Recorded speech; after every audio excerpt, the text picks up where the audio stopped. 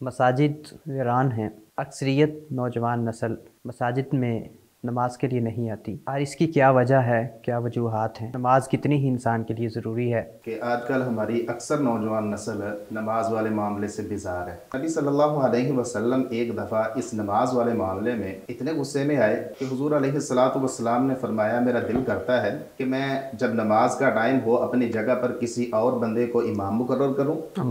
اور میں ان لوگوں کے گھروں میں جاؤں کہ جو لوگ نماز پڑھنے نہیں آتے، اور میں ان کو ان کے گھروں کے سمیت جلا ڈالوں۔ جس نے ایک عصر کی نماز جان بوجھ کے چھوڑ دی، گویا اس کے پچھلے سارے کے سارے اعمال ہی تباہ و برباد ہو گئے۔ آپ دیکھیے تو آج ہمارے معاشرے میں کتنی زیادہ سستی پائی جا رہی ہے عصر کی نماز کے حوالے سے۔ نماز یقیناً ایک اللہ تبارک و تعالیٰ کے ساتھ ملاقات کا ذریعہ ہے۔ جب بندہ نماز سے سستی اختیار کرتا ہے، نماز رہ جاتی ہے، ہم سوچتے ہیں ہمیں ٹائم نہیں ملا، نماز رہ گئی ہے، جب ہم مصروف تھے، یہ سوچنا چاہیے کہ ہم سے غلطی کون سی ہوئی ہے، گناہ ہم سے کون سا ہوا ہے، اللہ تبارک و تعالیٰ کی نافرمانی ہم سے کون سی ہوئی ہے کہ اللہ تبارک و تعالیٰ نے ہمیں اپنے سامنے کھڑا کرنا پسند نہیں کیا۔ باللہ وحدہ والصلاۃ والسلام علی من لا نبی بعدہ۔ اے بی پلیٹ فارم سے میں ہوں عبدالعلیم ظفر۔ آج کے ہمارے معزز مہمان ہیں پروفیسر محترم جناب سفیان صادق صاحب اور محترم جناب مفتی مرثد رشید صاحب۔ آج ہم ناظرین کرام بات کریں گے نماز کے حوالے سے۔ مساجد ویران ہیں، اکثریت نوجوان نسل مساجد میں نماز کے لیے نہیں آتی، اور اس کی کیا وجہ ہے، کیا وجوہات ہیں، اور نماز کتنی ہی انسان کے لیے ضروری ہے، اس پر بات کرتے ہیں محترم جناب مفتی مرثد رشید صاحب سے کہ وہ نماز کے حوالے میں ہمیں چند گزار اشارات بیان فرمائیں۔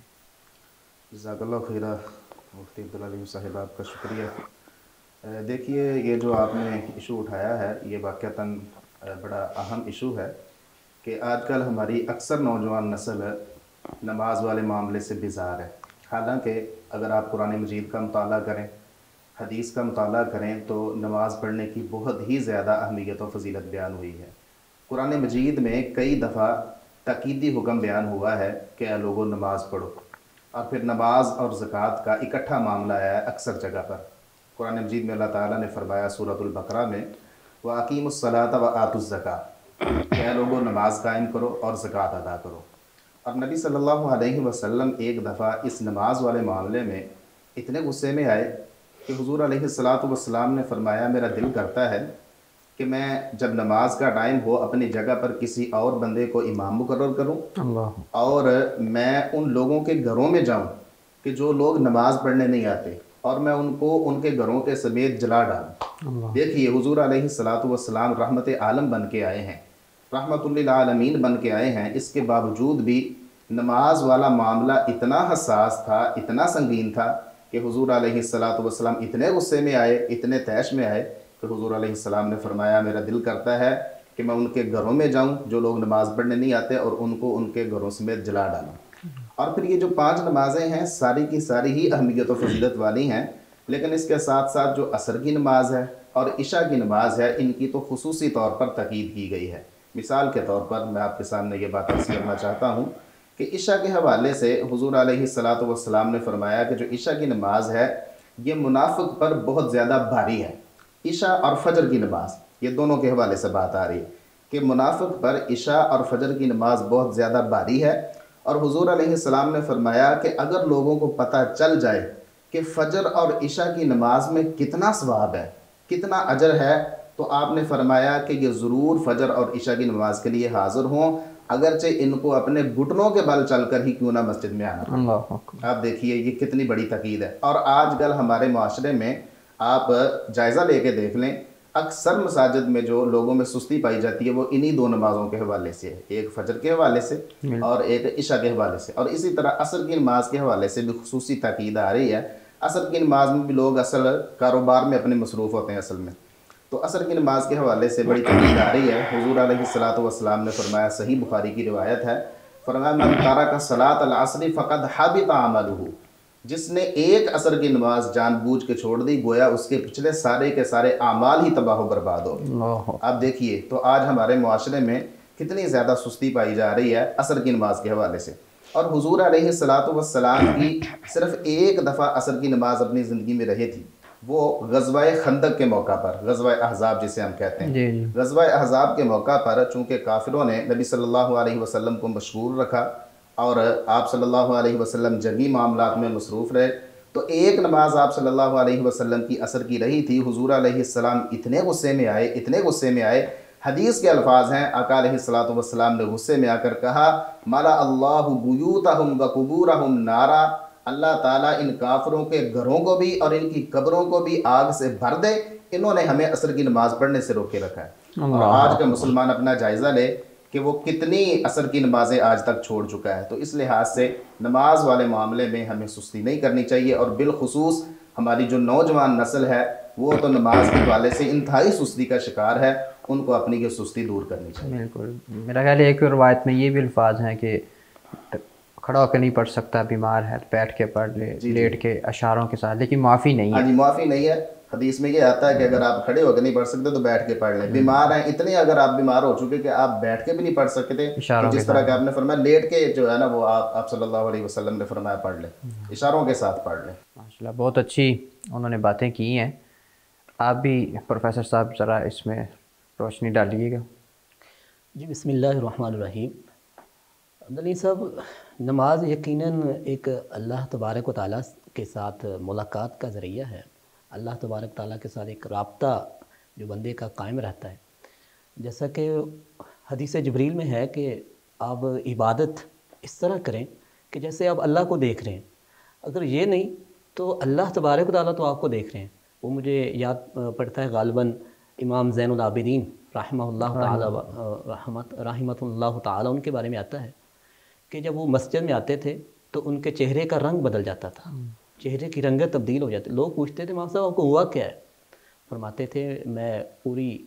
جو کائنات کا بادشاہ ہے، علی کل شیء قدیر ہے، اس کا حق ادا کرنے آیا ہوں، شاید صحیح طریقے سے میں حق ادا نہ کر سکوں، اس لیے مجھے ڈر لگتا ہے۔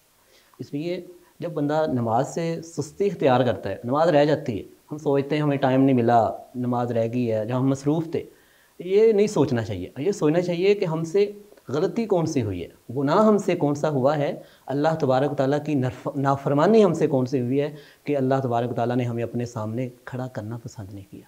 اور شاید کسی کا قول بھی ہے کہ اللہ تعالیٰ جب ناراض ہوتے ہیں تو رزق نہیں چھینتے، اپنے سامنے سجدے کی توفیق چھین لیتے ہیں۔ ہاں، نماز یہ بھی ایک ذریعہ ہے کہ رزق میں تنگی کے اسباب جو بیان ہوئے ہیں احادیث مبارکہ میں،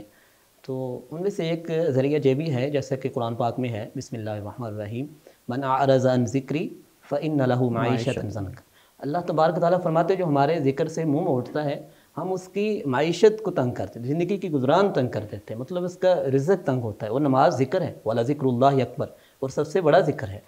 اس لیے رزق میں تنگی کا سبب یہ بھی ہے۔ اور اس اسباب کے ساتھ ساتھ رزق میں تنگی کا ایک سبب یہ بھی ہو سکتا ہے کہ صبح کی نیند، جب ہم نماز فجر کے بعد یا ویسے ہی سوئے رہنا، فجر کی نماز ادا نہ کرنا اور صبح لیٹ اٹھنا، یہ بھی ایک رزق میں تنگی کا سبب ہے۔ کیونکہ صحابی رسول صلی اللہ علیہ وآلہ وسلم فرماتے ہیں